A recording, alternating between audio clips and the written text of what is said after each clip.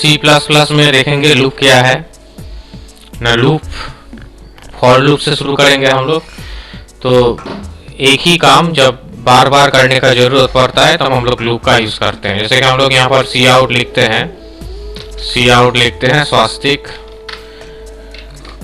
Foundation. तो सी out function दिया हुआ है। सी आउट फंक्शन इसको क्या करेगा, आउटपुट में स्वास्तिक फाउंडेशन को डिस्प्ले करेगा। तो इसको कंपाइल करते हैं ऑल्ट F9 से, और सी प्लस प्लस में रन करने के लिए कंट्रोल F9 करना पड़ता है। तो स्क्रीन में स्वास्तिक फाउंडेशन आ गया, लेकिन एक बार आया। लेकिन अगर इस स्वास्तिक फाउंडेशन को मुझे अगर 10 बार प्रिंट करना पड़ेगा, 100 बार करना पड़ेगा, 1000 बार करना पड़ेगा, तो कैसे करेंगे।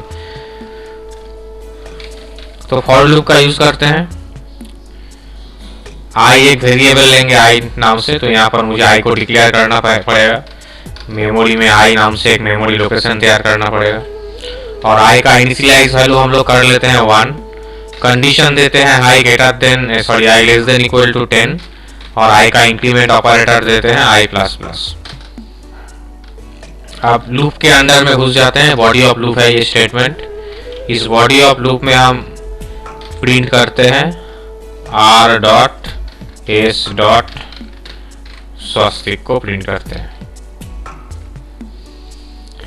तो ये जो i इक्वल टू 1 लिखा हुआ है, इस i इक्वल टू 1 को कहा जाता है इनिशियलाइजेशन। इनिशियलाइजेशन का मतलब है स्टार्टिंग पोजीशन, जहां से लूप शुरू होता है, जिस पोजीशन से लूप शुरू होता है। हम लोग जब भी कोई काम करते हैं एक पर्टिकुलर जगह से उसको शुरू करते हैं, जिसको हम लोग बोलते हैं इनिशियलाइजेशन। घर से जब स्कूल जाते हैं तो एक जगह से चलना शुरू करते हैं, वो है इनिशियलाइजेशन। कितना दूर तक जाएंगे वो है कंडीशन। आफ्टर सेमीकोलन, जो नेक्स्ट पार्ट यहाँ पर दिया हुआ है सेमीकोलन के बाद, सेमीकोलन यहाँ पर सेपरेटर है, उसके बाद मतलब इनिशियलाइजेशन के बाद जो है उसको हम लोग क्या कहेंगे, उसको कहेंगे कंडीशन। कब तक ये लूप चलने वाला है, लूप तब तक चलेगा जब i का वैल्यू बिलो 10 रहेगा। जब तक i का वैल्यू बिलो 10 लेस देन 10 रहेगा, लेस देन इक्वल 10 रहेगा, तब तक ये लूप चलेगा। और उसके बाद वापस सेमीकोलन के बाद, सेमीकोलन सेपरेटर के बाद जो लिखा हुआ है आई प्लस प्लस, इसको कहा जाता है इंक्रीमेंट ऑपरेटर, जो लूप को आगे लेके जाएगा। आई प्लस प्लस का मतलब है I equal to I plus 1। हम आई प्लस प्लस भी लिख सकते हैं और I equal to I plus 1 भी लिख सकते हैं।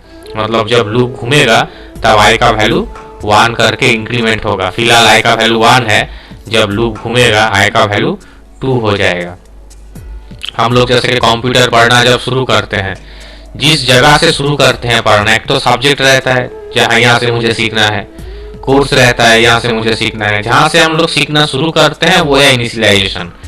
और जिंदगी भर तो कंप्यूटर नहीं सीखेंगे, कुछ कोर्स रहता है या कुछ सब्जेक्ट्स रहता है जिसको कवर अप करना पड़ता है हम लोगों को, तो वो है कंडीशन।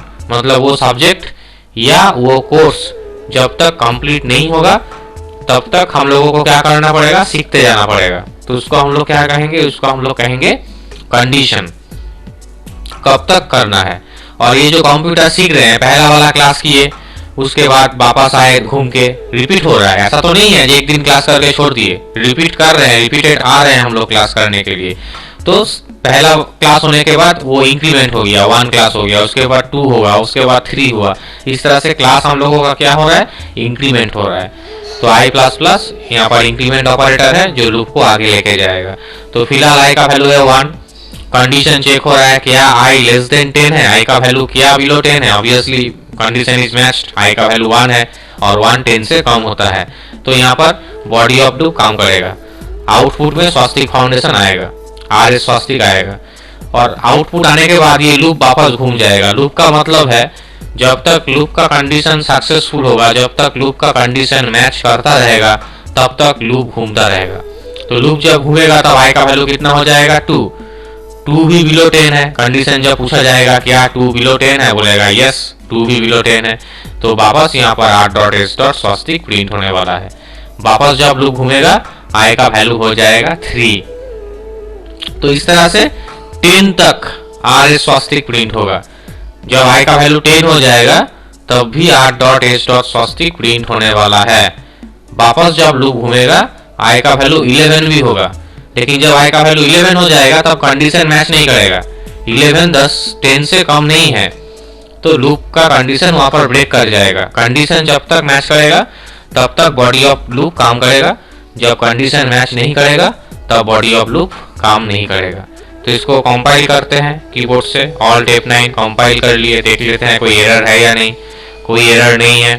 अब इसको रन करते हैं। रन करने के लिए हम लोग करेंगे कंट्रोल F9, कंट्रोल F9 करेंगे तो रन हो गया। तो स्क्रीन में हम लोग देख रहे हैं r.s स्वास्तिक, r.s स्वास्तिक, r.s स्वास्तिक बहुत बार आ चुका, बहुत बार मतलब 10 बार, क्योंकि कंडीशन वही है। अगर 100 बार करेंगे तो 100 बार आएगा। 10 के जगह पे अगर हम 50 लिखेंगे तो 50 टाइम्स आएगा। मुझे 100 बार करना पड़ा या लाखों बार, मुझे ये कंडीशन के ऊपर डिपेंड करेगा।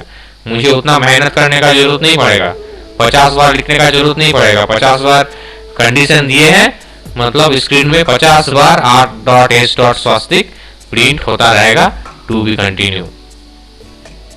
तो ये लूप का मजा है। लूप क्या करता है? लूप काम को रिपीट कर देता है। जब भी कोई काम हम लोग बार बार करेंगे तब उसको लूप के अंडर में करेंगे। कोटेशन के अंदर लिखा हुआ है r.s स्वास्तिक को कांस्टेंट वैल्यू है, हम लोग जानते हैं, प्रीवियस क्लास में हम लोग देखे हैं। कांस्टेंट होता है, कांस्टेंट मतलब जैसा है वैसा ही प्रिंट होगा। अब यहाँ पर अगर हम एस्ट्रिक को प्रिंट करेंगे, एस्ट्रिक तो 50 ठो एस्ट्रिक प्रिंट हो जाएगा। एस्ट्रिक को प्रिंट करेंगे तो 50 ठो 50 एस्ट्रिक यहाँ पर प्रिंट हो जाएगा। कोटेशन के अंदर जो भी रखेंगे वही प्रिंट होगा जो रखेंगे, और कोटेशन के बाहर अगर कुछ रखते हैं तो उसको कहा जाता है वेरिएबल। यहाँ पर हम आई को प्रिंट कर सकते हैं। आई प्रिंट करने से क्या होगा? तो वैल्यू ऑफ आई यहाँ पर प्रिंट हो जाएगा। आई का वैल्यू है 1 फिलहाल, तो 1 प्रिंट होगा। उसके बाद जब लूप घूमेगा आई का वैल्यू 2 हो जाएगा तो 2 प्रिंट होगा। वापस जब लूप घूमेगा आई का वैल्यू 3 होगा तो 3 प्रिंट होगा। इस तरह से हम 1 to 10 तक प्रिंट पाएंगे, क्योंकि 11 जब होगा, सॉरी तो 1 to 10 नहीं 50 किया हुआ था मेरा कंडीशन में, तो 1 से लेकर 50 तक मेरा आउटपुट में आएगा। यहाँ पर कंडीशन मेरा 10 नहीं है, 50 किया हुआ है, तो इसको 10 कर देते हैं। तो 1 to 10 प्रिंट आएगा, क्योंकि जब 11 हो जाएगा इंक्रीमेंट के थ्रू तब कंडीशन मैच नहीं करेगा और प्रिंट भी नहीं होगा।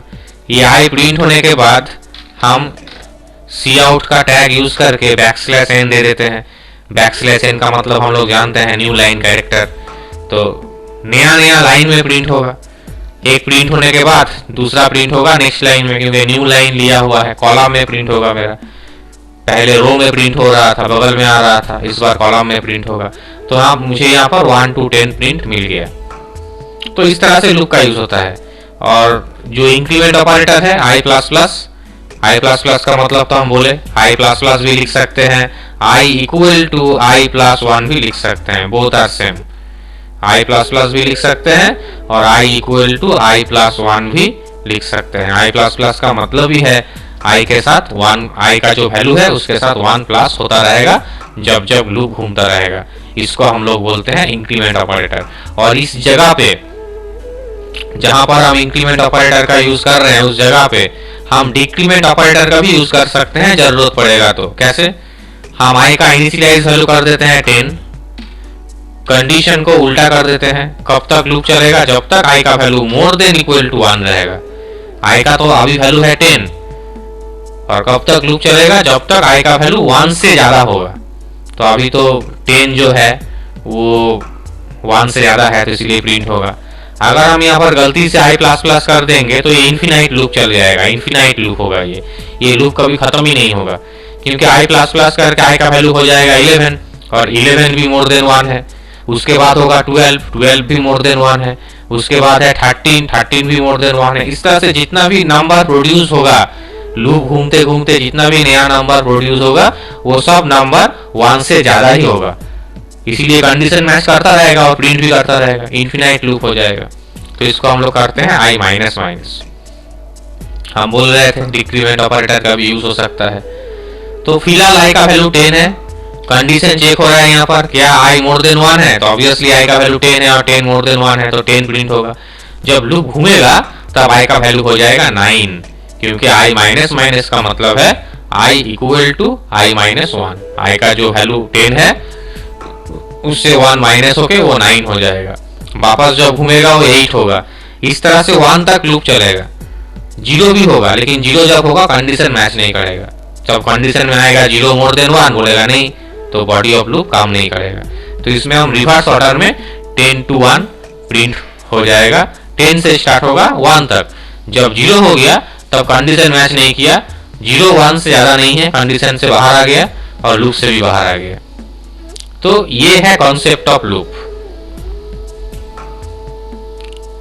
इस तरह से लूप में हम लोग काम करेंगे और आगे perfect number, prime number, palindrome, Fibonacci series एक एक करके सब वीडियो यहाँ पर रहेगा, अपलोड रहेगा, आप लोग देख सकते हैं। और ऑब्वियसली चैनल को सब्सक्राइब करना पड़ेगा, नहीं तो नया वीडियो जो भी हम डालेंगे वो मिलेगा नहीं। और कुछ भी प्रॉब्लम होगा, कुछ भी रिक्वायरमेंट होगा तो कमेंट में लिखना पड़ेगा। Thank you.